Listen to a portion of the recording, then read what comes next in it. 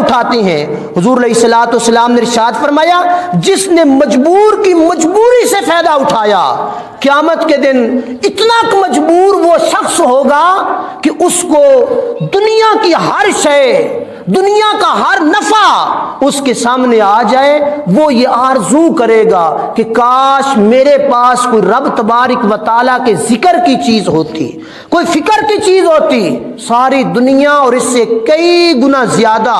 اس کے سامنے مال آ جائے، سونا، ہیرے، جواہرات آ جائیں، لیکن قیامت کے دن اس کو، جس نے لوگوں کی مجبوریوں کو خریدا ہوگا، اس کو بڑا عذاب ہوگا۔ اور دوسری چیز حضور علیہ الصلوۃ والسلام نے فرمایا جس نے مجبور کی مجبوری سے فائدہ اٹھایا، نفع اٹھایا۔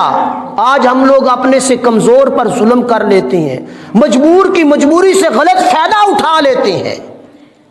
تو حضور علیہ الصلوۃ والسلام نے ارشاد فرمایا قیامت